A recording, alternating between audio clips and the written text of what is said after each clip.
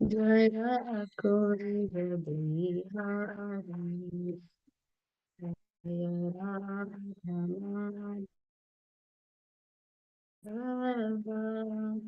Jai Kunj Bihari Jai Gopi Jan Jai Girivardhari Jai Gopi Jan Jai Girivardhari Yashodanandan Vraj Jan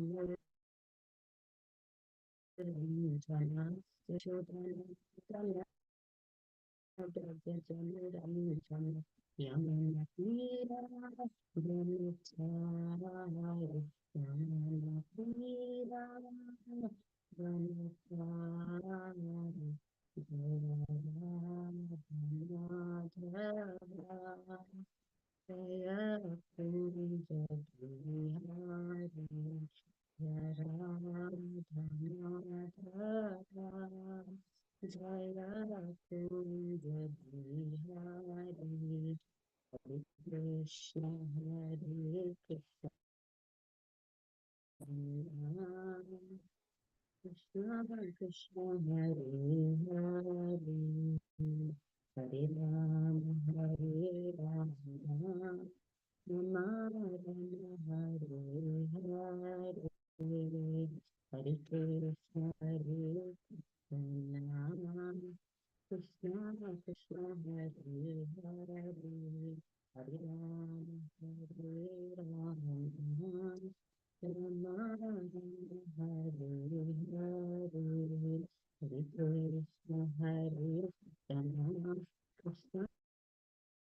Krishna Krishna Hare Hare Hare Ram Ram Ram Hare Hare Hare Krishna Krishna Krishna Hare Hare Hare Ram Ram Ram Hare Hare Hare Krishna Krishna Krishna Hare Hare Hare Ram Ram Ram Hare Hare Krishna Krishna Krishna Hare Hare Hare Ram Ram Ram Hare Hare Hare Krishna Krishna Krishna Hare Hare Hare Ram Ram Ram Hare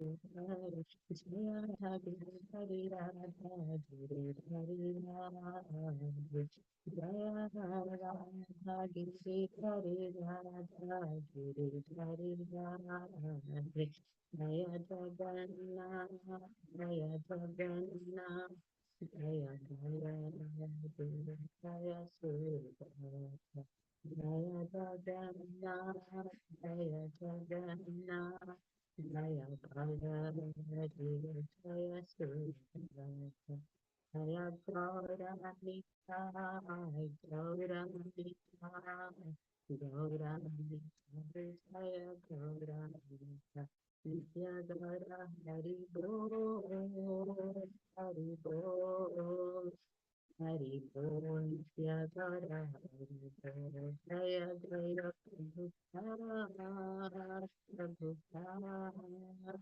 Prabhupada Jai Jai Prabhupada Jai Jai Gurudev Gurudev Jai Jai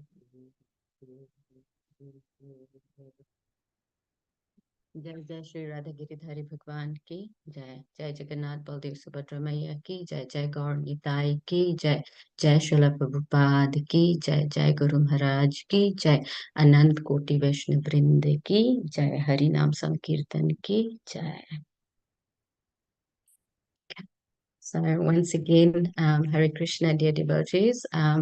Thank you for joining today, and thank you for listening to me. I'm just wanting to show my appreciation for Shama Mataji and all the senior devotees for giving me the opportunity to purify myself. So we'll kick off by reading through Srila Prabhupada's Lilamrita. So please bear with me. I will be sharing my screen.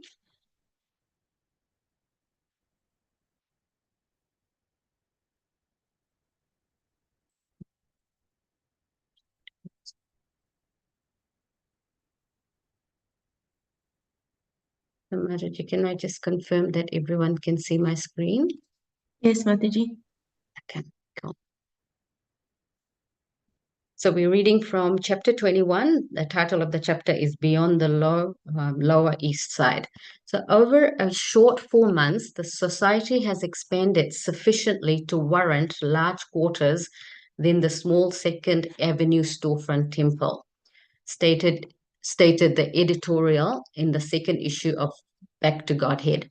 Prabhupada had not abandoned his idea for a big building in New York City. Greenwich Village real estate was too expensive and Midtown was out of the question. But Prabhupada still said he wanted to buy a building. It was difficult for his followers to think of Krishna consciousness as anything more than a Lower East Side movement, because who but the people of the Lower East Side would be interested in Krishna consciousness? And anyway, who had money to buy a building in Manhattan? But one day, Ravindra Swarupa had happened to meet someone, a wealthy Jewish heir who was sympathetic towards youth movements, who agreed to loan Swamiji $5,000. Ravindra Swarupa had arranged the loan, and Swamiji had designated the money as his building fund, to which he had gradually added another $5,000 that he had collected through incidental donations. But with suitable buildings starting at $100,000, even this sum seemed petty. Swamiji went with Brahmananda to look at a building on 6th Street that had previously been Jewish Providential Bank. It had a large lobby with the mezzanine, marble floors, and the atmosphere of a temple. Brahmananda suggested that the vault area could be remodeled for use as a dormitory, and Swamiji considered the mezzanine for his own apartment. The large lobby, he said, could be used for kirtans and lectures. On leaving the building, however, Prabhupada noted that it was located on the corner by a bus stop. It would not be a good location. The Gaudiya Math branch at Bagh Bazaar in Calcutta, he said, was also located at a bus stop, and the noisy engines of the buses as they started up created a disturbance. Prabhupada next looked at the temple, also on 6th Street on the Lower East Side. It was an even larger than the bank building. And when some of Swamiji's disciples walked through the cavernous empty rooms, they became bewildered to think how, even if they could get such a place, they would be able to manage or use it. He visited other places. One was so neglected and in such poor repair that it looked as if it had been vandalized, and in another similar condition, filled with lumber stacked almost to the ceiling. He asked Rupanuga, who had accompanied him, what he thought, and Rupanuga said, "Too much time and money to fix it up." So they left. Swamiji returned to his room and went to the bathroom where he had washed his feet in the tub. He said that it was an Indian custom that after walking outside, you wash your feet. So we'll stop there. So Srila Prabhupada Lilamrita ki jai.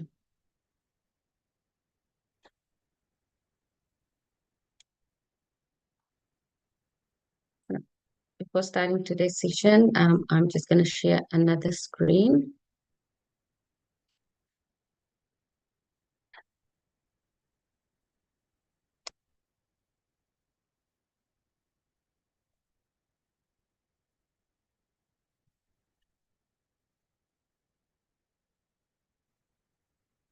Just bear with me.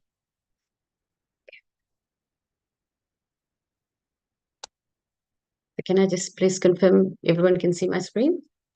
Yes, Mataji. So, Om Namo Bhagavate Vasudevaya. Om Namo Bhagavate Vasudevaya. Om Namo Bhagavate Vasudevaya. Narayanaय Namaskritya Narayana Narottamam Devim Saraswati Vyasam Tato Jayam Mudiyate.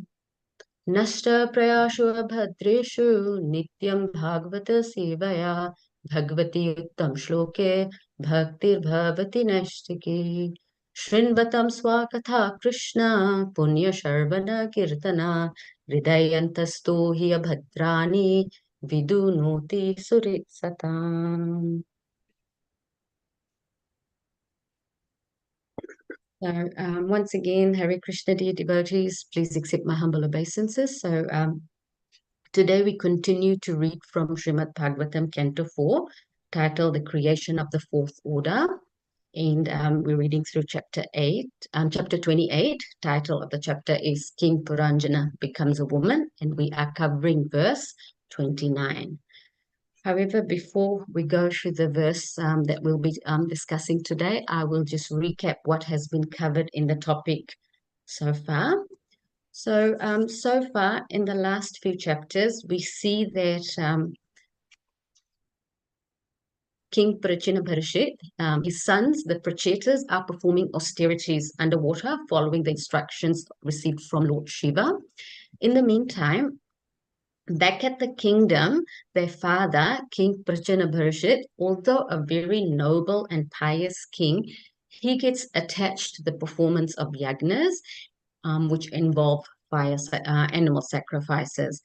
Now, Narad, being very, very compassionate towards him, he can foresee that this path, although bona fide, meaning it is part of the Vedas, it is not for one's ultimate benefit, and therefore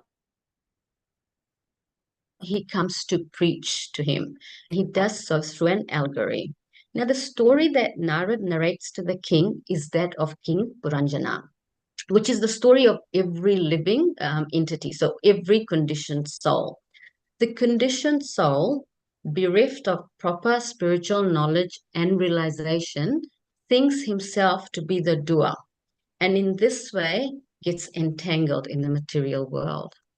So in this way, we see that King Puranjana is so attached to the concept of me and mine that he misses the goal of life. And as we know, he becomes a woman in his next life. Now, we see that, how death should be received is one of the key themes of this chapter, or the previous chapter, and the beginning of this chapter. And it has been discussed at length very, very nicely by devotees in the previous classes. But there are just a couple of points that I wanted to recap here. So if we look at the next slide, in this slide, the famous example of how death is felt by devotees and non-devotees is shown. It is said that the quality of one's death marks the success of one's life. And if it leads to remembering the Supreme Personality of Godhead at the end of life, it means that one has achieved success. So, Ante Narayan Smriti is the goal of life. And this is taken from Canto 2, Chapter 1, verse 6. And we'll look at that in a little bit more detail a little later. So, recently, I listened to this lecture by Radhika Raman Prabhu on death, and he gave a wonderful explanation on how this. So I'd like to just share one key point that he made. So he said that karmis or materialists, they receive death as an axe. Why? Because death comes and snatches away everything that the materialist has worked so hard for. So that is why, like, often you will notice that amongst materialistic people, if you talk about death, they get quite upset, or they consider it inauspicious, because for them it means giving up everything that they have worked so hard for. So rather than not think about it, because thinking shows them what the reality would be like, and that rather not go there. Then we look at yogis. For yogis, due to their spiritual practice, they see death as a tool. And that tool, they use it as an opportune time to get their desired result. And mostly it would be getting to a desired destination, be it a better body, merging into the Brahman, going into higher planetary systems.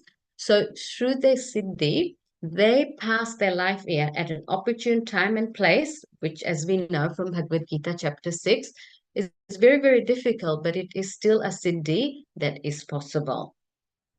Of course, not into, but in the previous yugas, that was very much possible. Now, bhaktas, on the other hand, they see death as an invitation. Now, the devotee of the Lord knows that he knows what is on the other side. So they do not fear death, but rather they see death as an invitation to go back to where they belong.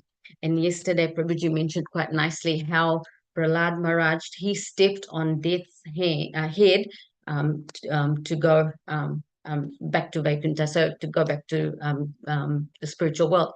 So, that's how bhaktas receive death as an invitation. Now, the devotees are always serving the Lord in the material world, and they see death as an opportunity to do the same in the spiritual world.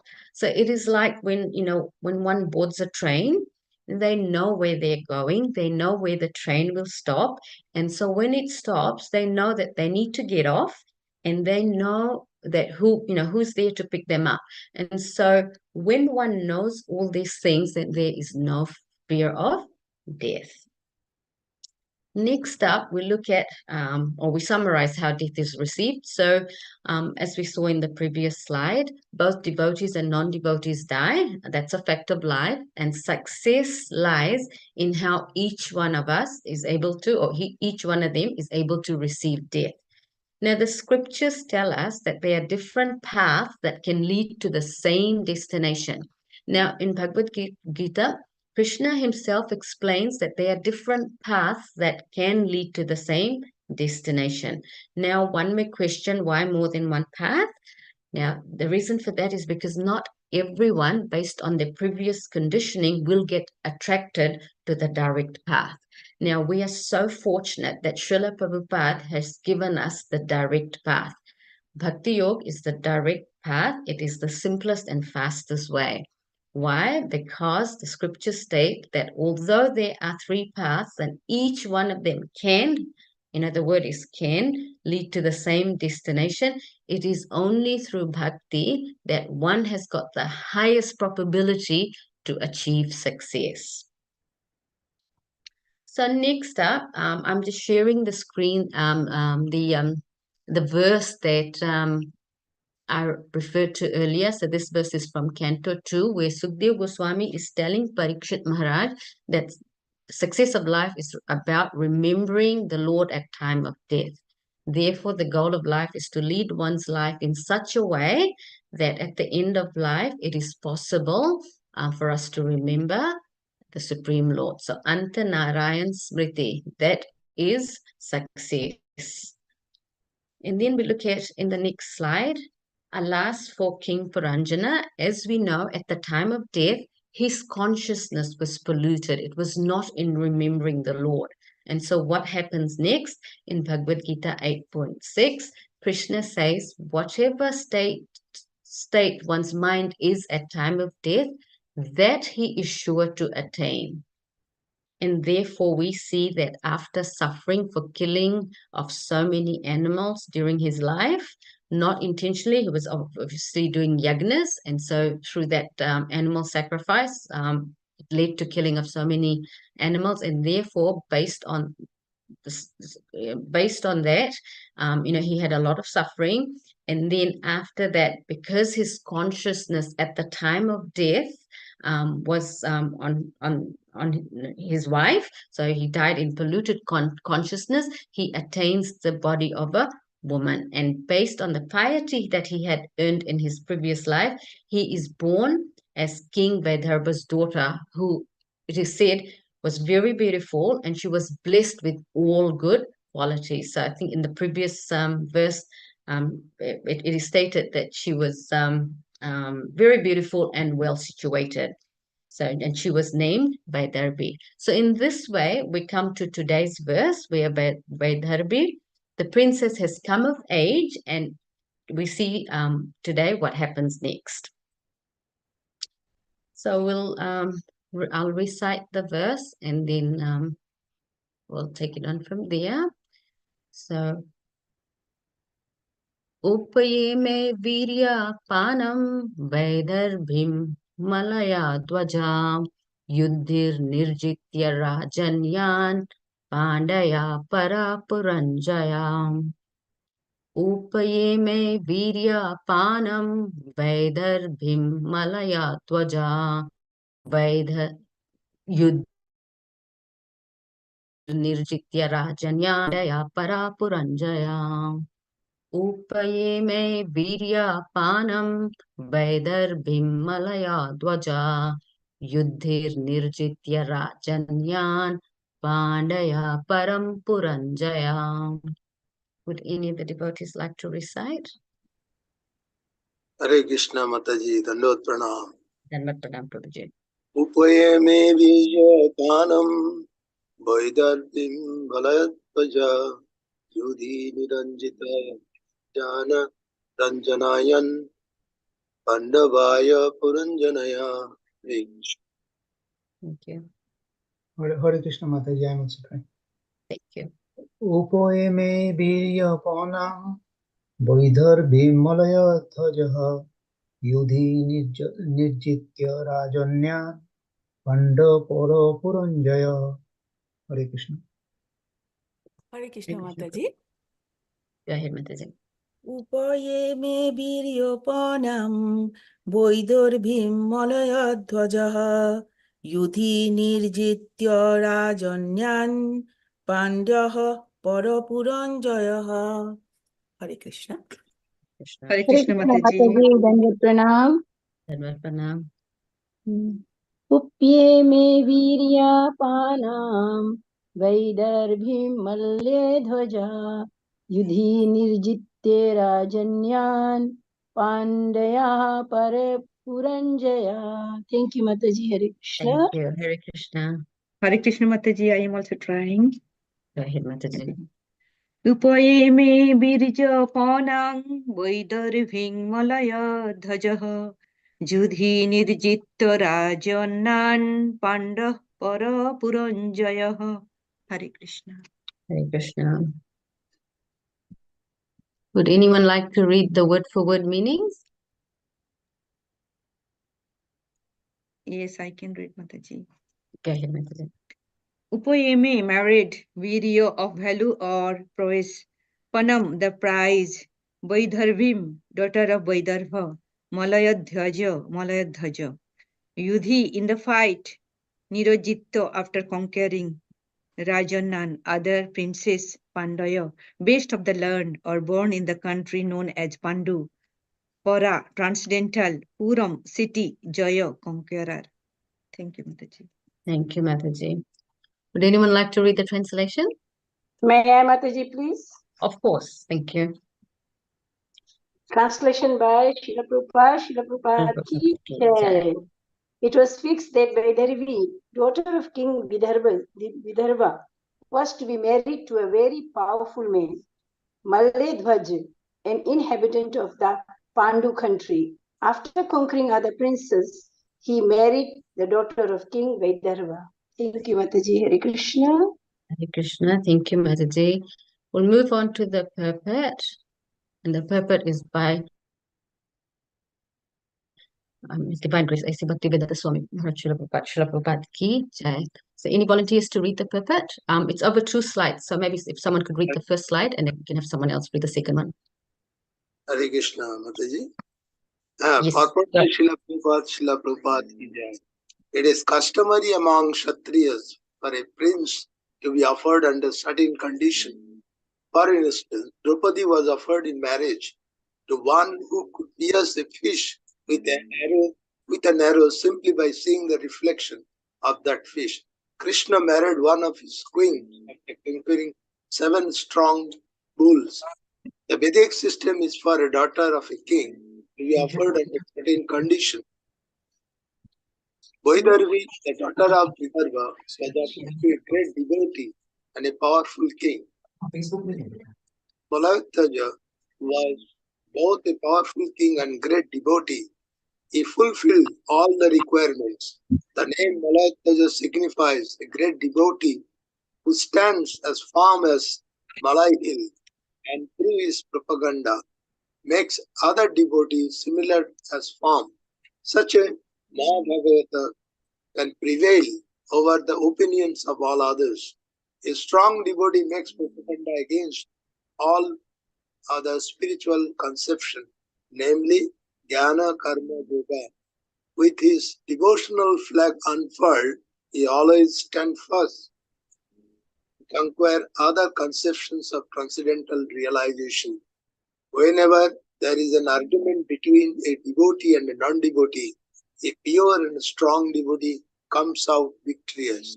Hare Krishna. Hare Krishna. Thank you, Prabhuji. We'll move on to the next part of the purport. Would anyone like to continue reading from here? Hare Krishna Mataji. Go ahead, Mataji. The word Pandya comes from the word Ponda, meaning knowledge. Unless one is highly learned, he cannot conquer non-devotional conceptions.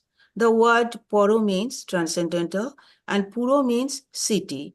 The Poro Puro is Vaikuntha, the kingdom of God. And the word Jaya refers to one who can conquer.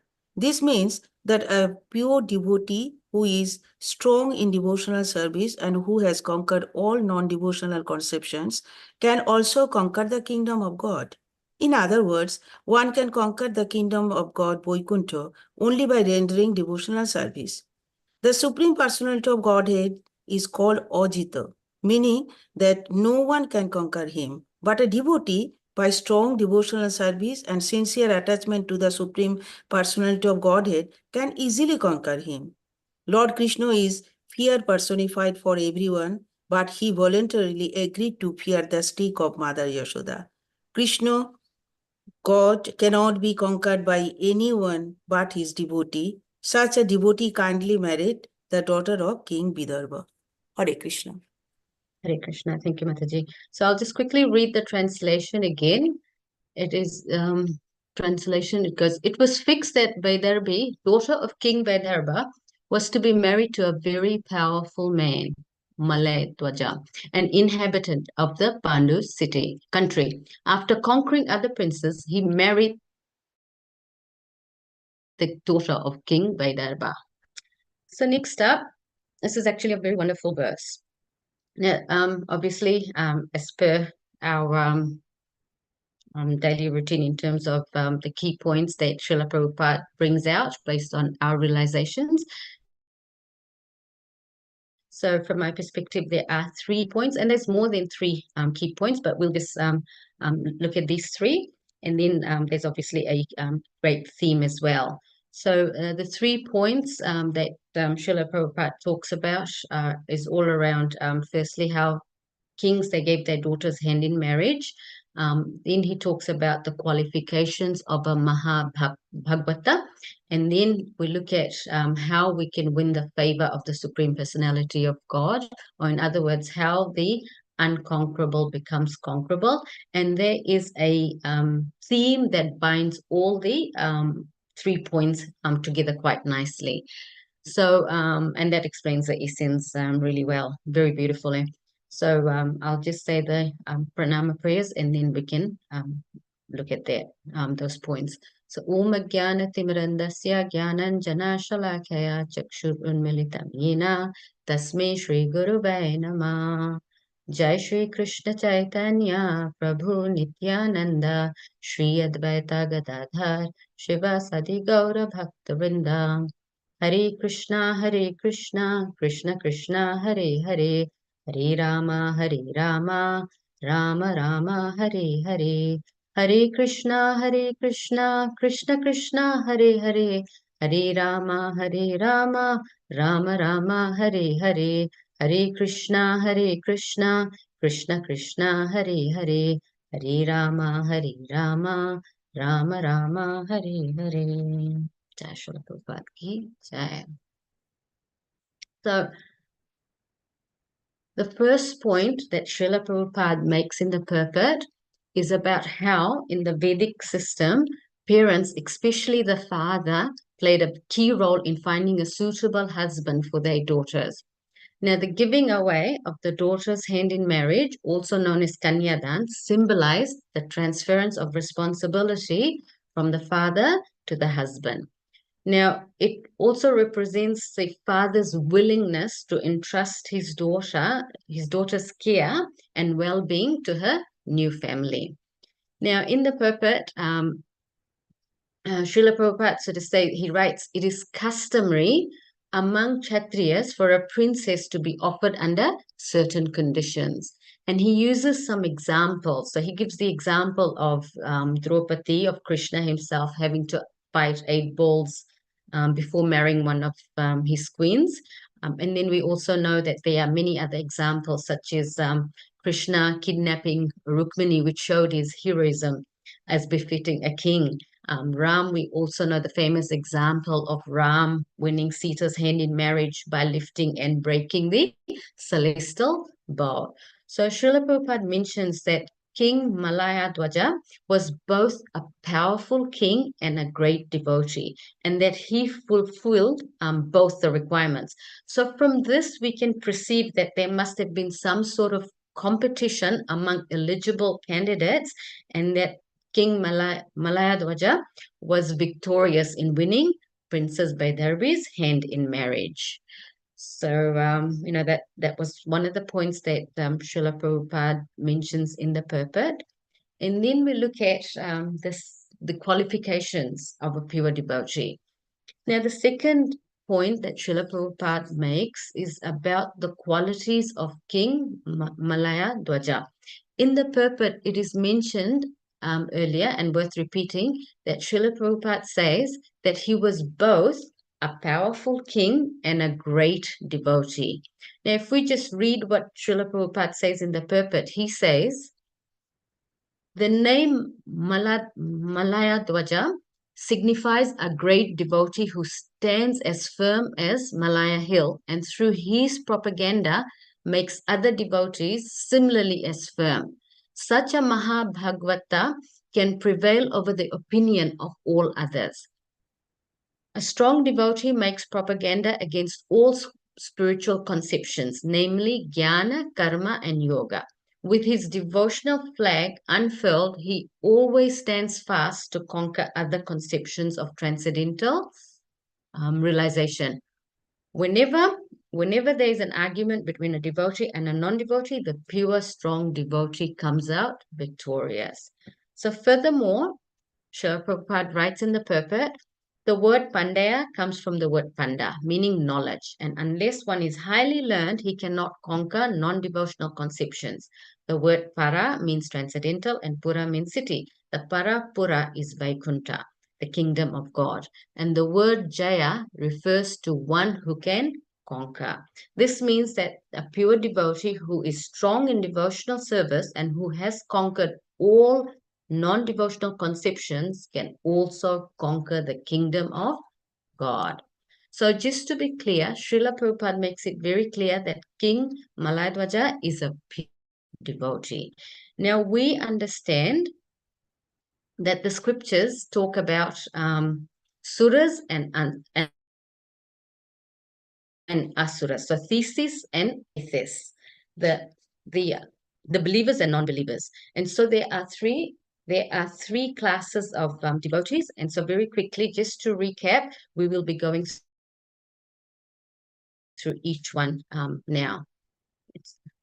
Devotees, just give me a second. I just think someone's at the door. Just hold on a sec. Okay. So, so on the next, sorry about that, my apologies.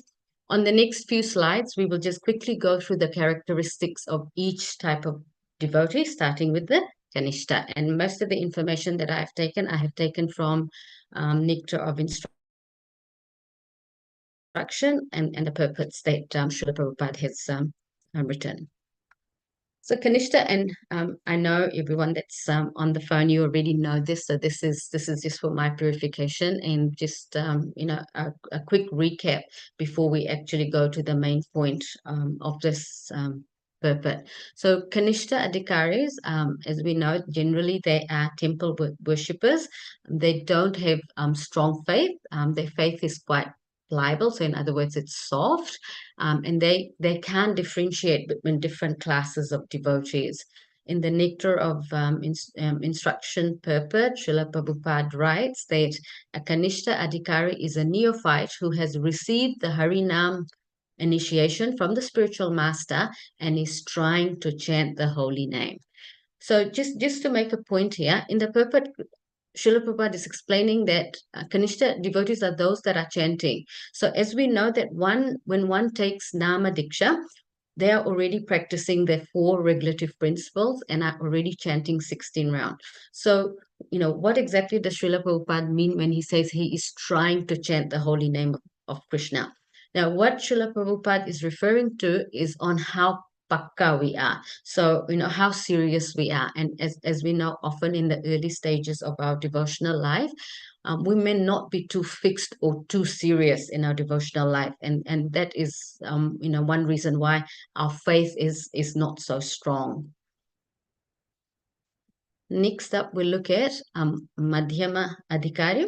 So in the purport, so we see that, a Madhyama Adhikari, his faith is firm, so he has strong faith and conviction. He has knowledge of Shastras, and he can differentiate between different classes of devotees. So he knows what a Kanishta is, what a Madhyam is, and what is a pure devotee, and who are non-devotees.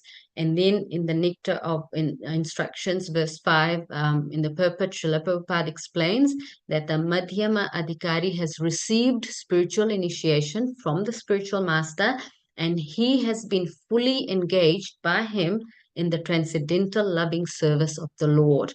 The Madhyama Adhikari should be considered to be situated midway in devotional service. So, he is definitely an advanced devotee, a lot more advanced than a Kanishta, but less than a Uttama. So the key difference between a Kanishta and a Madhyama Adhikari is stronger faith, and someone who is serious about his spiritual life. A Madhyama Adhikari takes his sadhana a lot more seriously, and he has developed Brahmanical qualities. So he is in the process of really developing it. So things like truthfulness, forgiveness, equality, tolerance, so on and so forth. So next up, we look at an Uttam Adhikari. What are some of the qualities? First and foremost, firm faith. He is a pure devotee of the Lord. He is an expert in the knowledge of Shastras and can conquer all arguments, and he does not differentiate.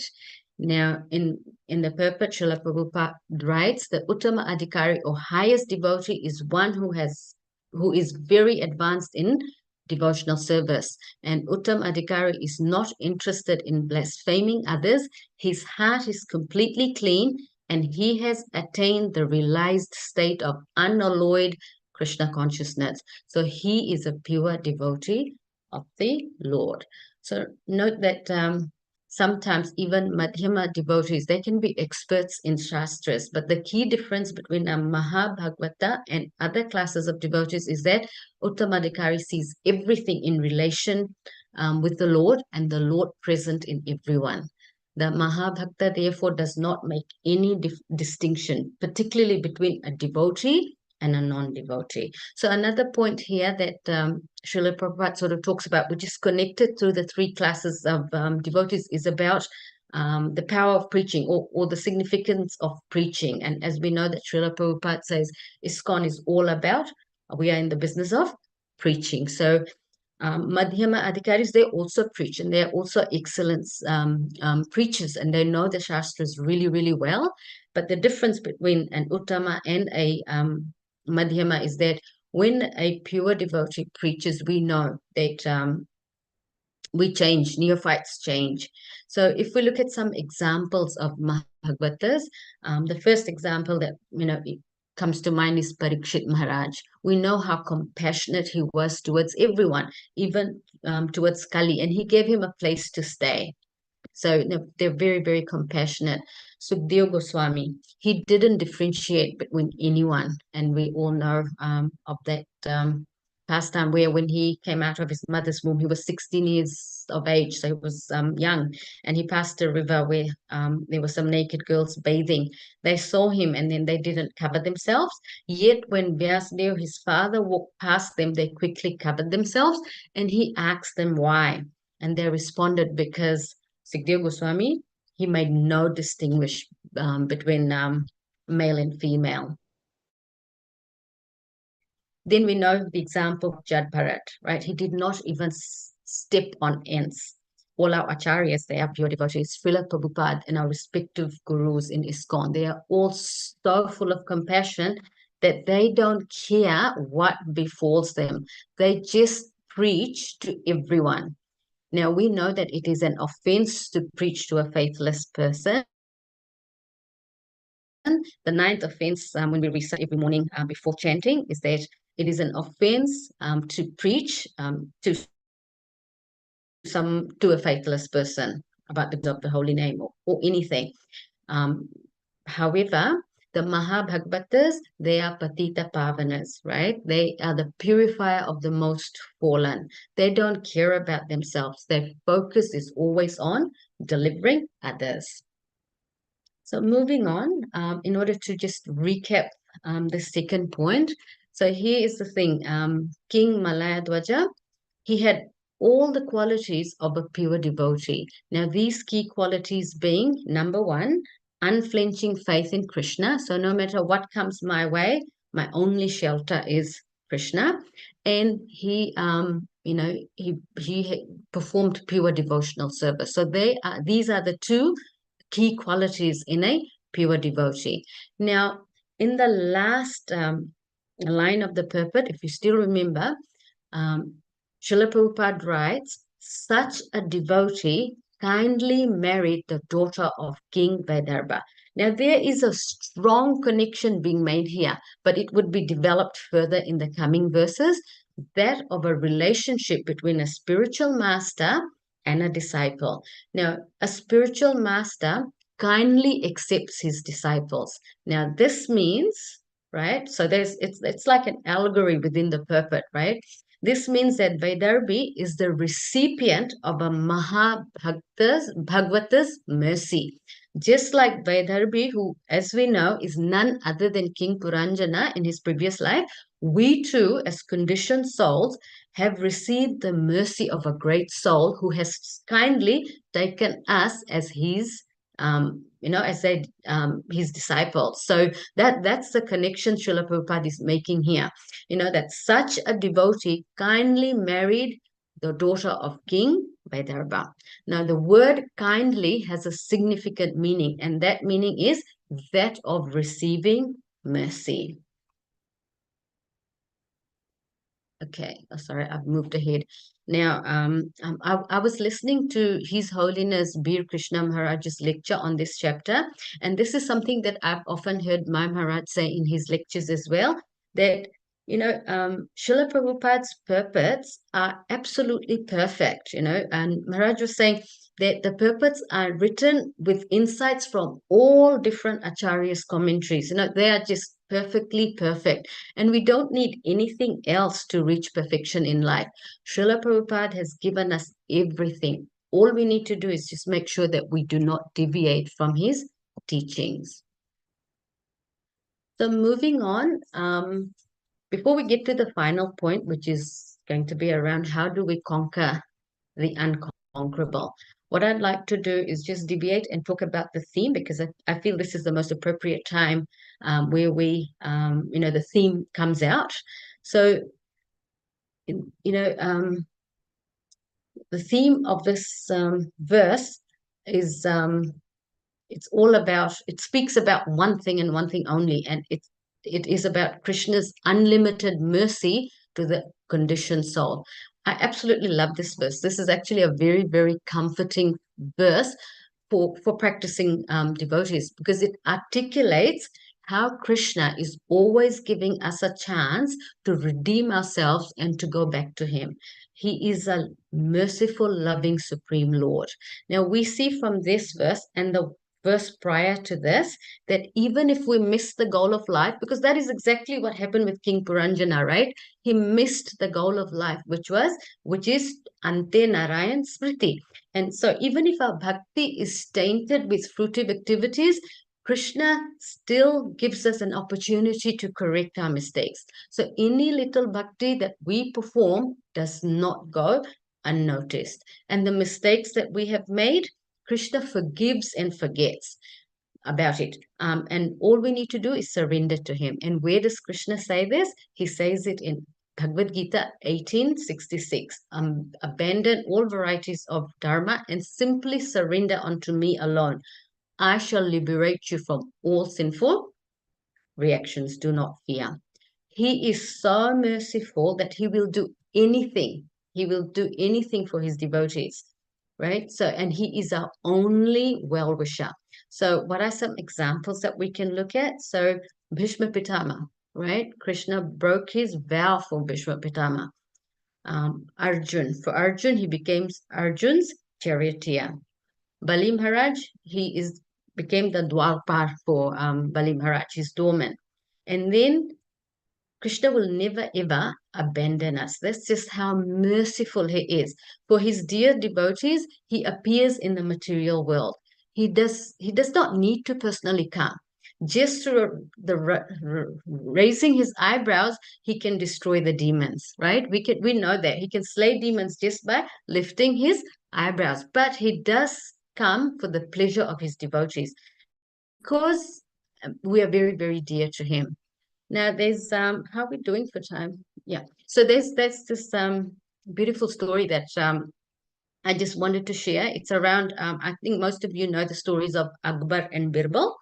And if you know the stories, you know one thing, that you know Akbar is a emperor, and he had a minister, Birbal, who was very, very clever. So one day, and the emperor was very, very broad-minded. So often they would discuss topics of philosophy and religion and so on and so forth. So one day, Akbar says to Birbal, Birbal, there's one thing that I don't understand about your God. Now, each time there's a problem in the world, he comes to save the day.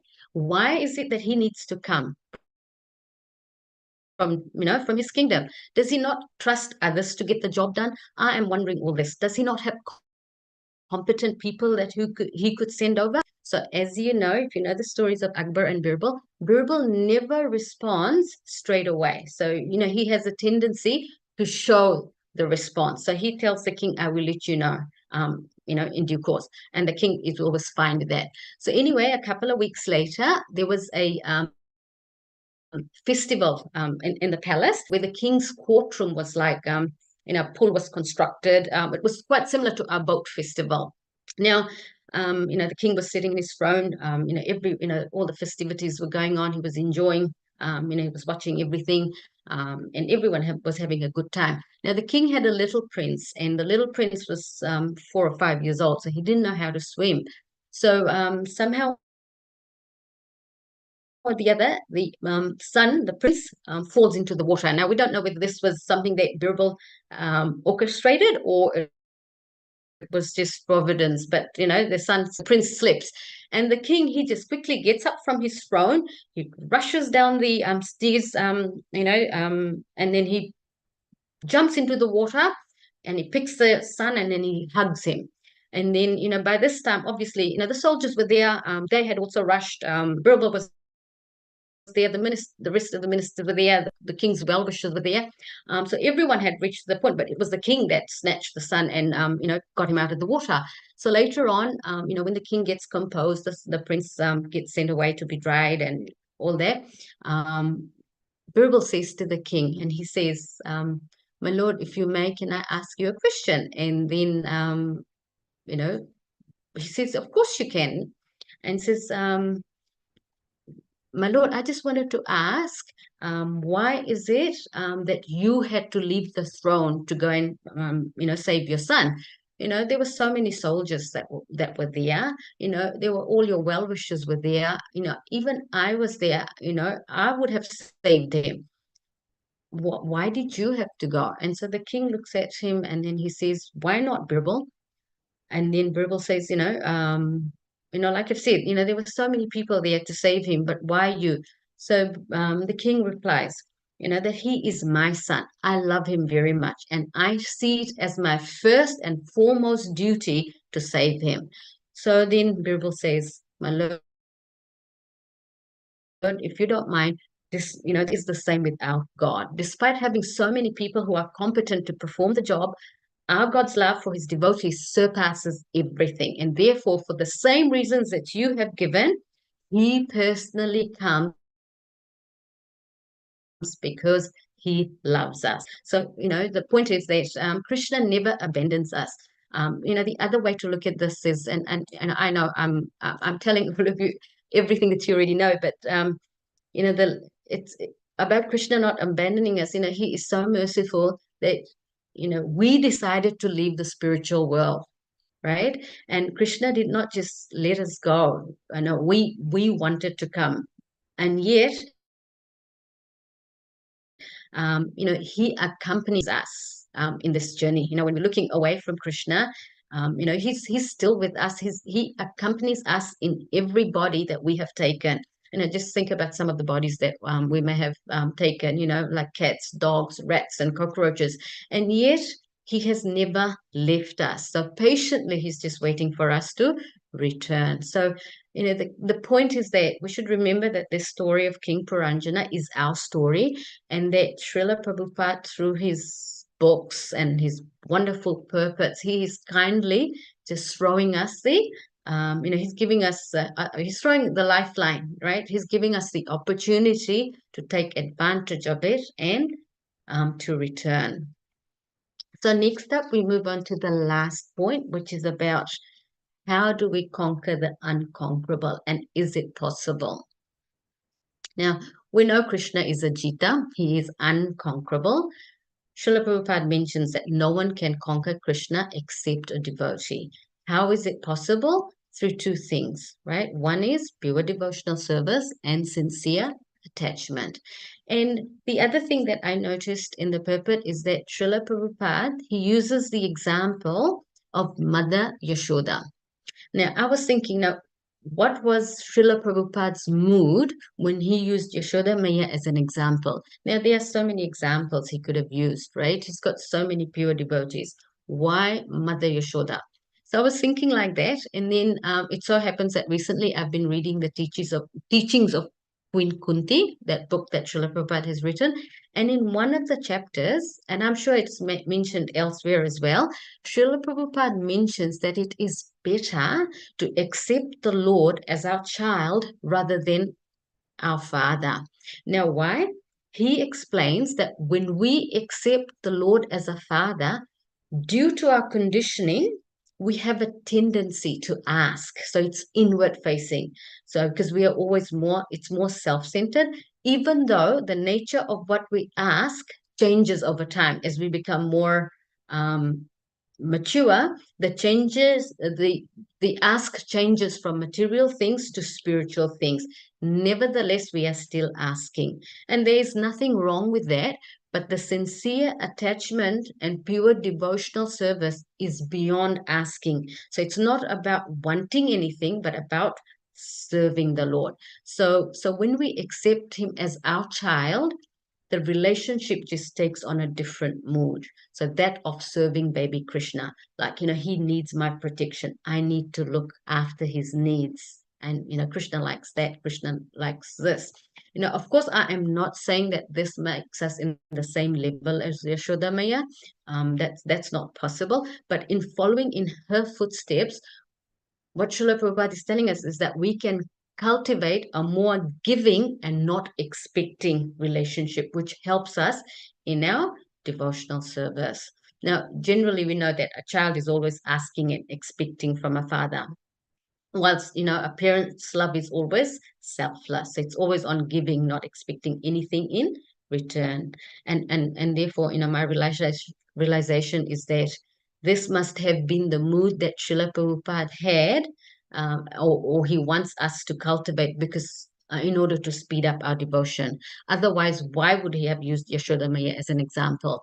The other example is that of Putna, right? Of course, Krishna has liberated all the demons, yeah?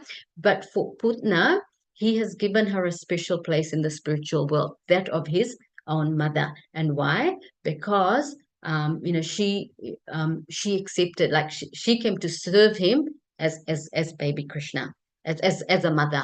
So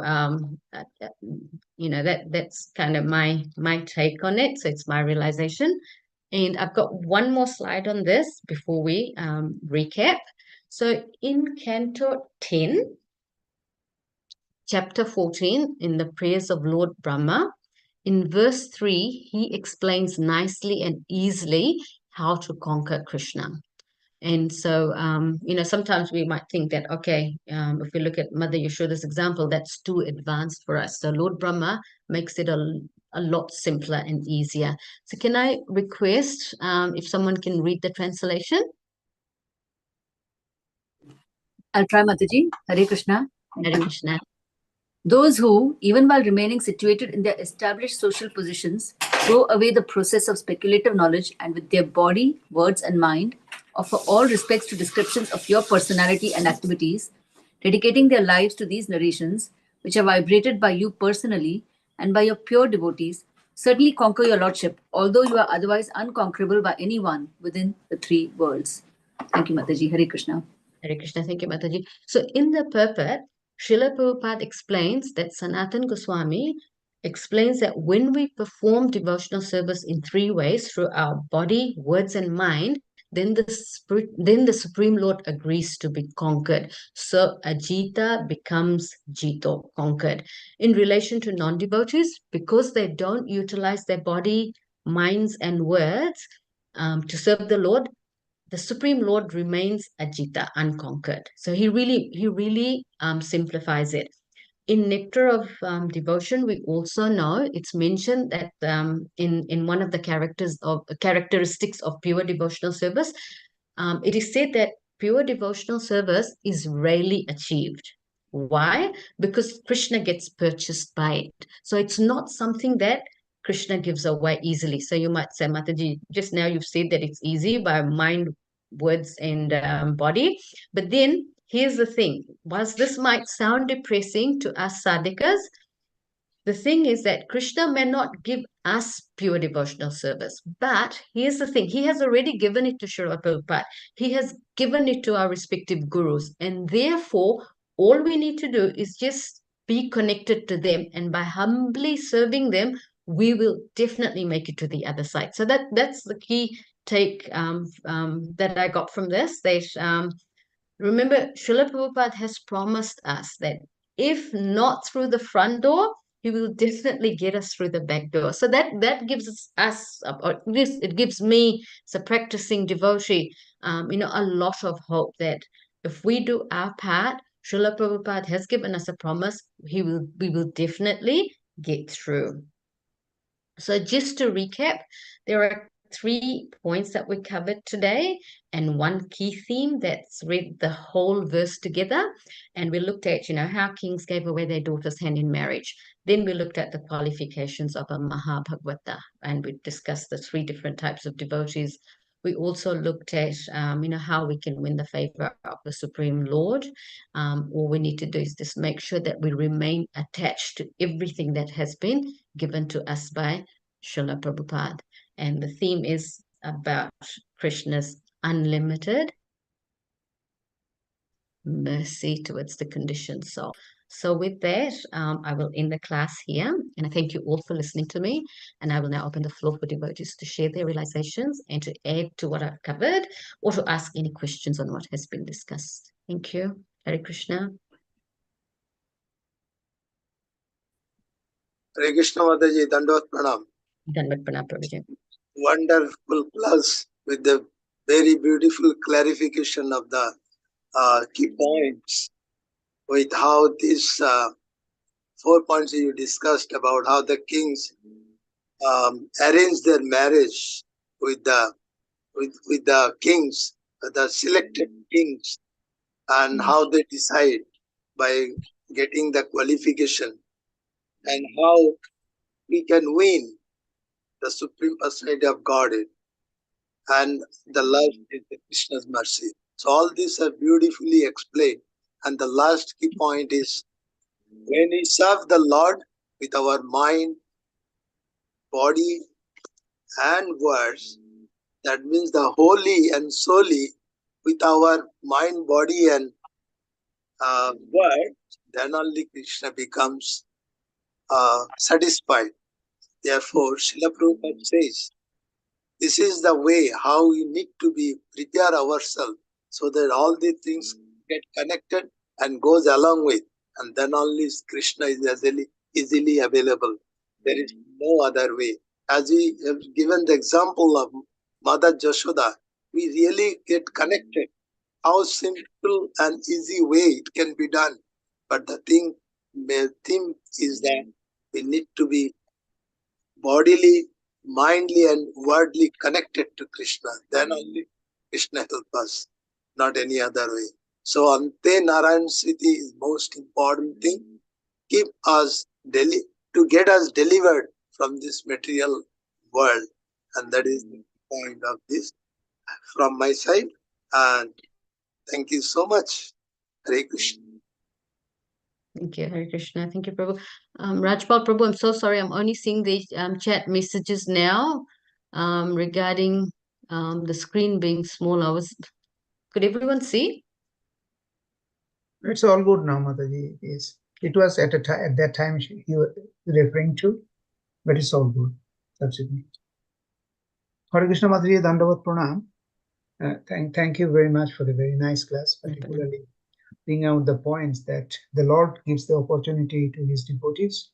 What in spite of all faults, he arranges one who is keen to serve the Lord. He gets the opportunity anyway, and the Lord arranges that. And it may happen when someone has started devotional service, has fallen down for some reason, and it is very nicely expressed in Bhagavad Gita 6:41 and 42. What happens to those who started a small beginning but failed?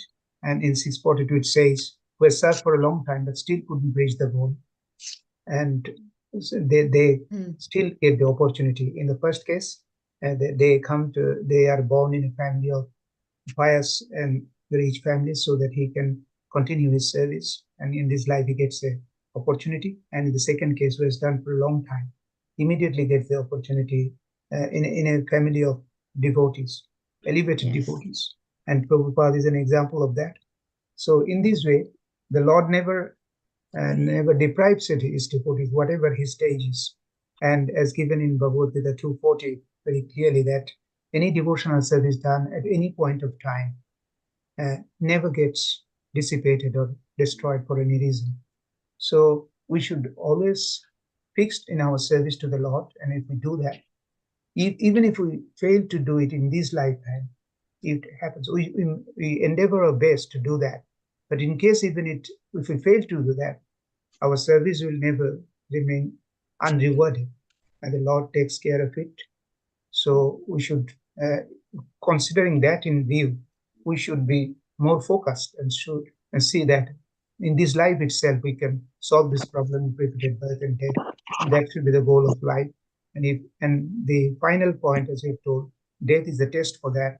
So we should be prepared for it throughout our life, and so we never fail at the final test.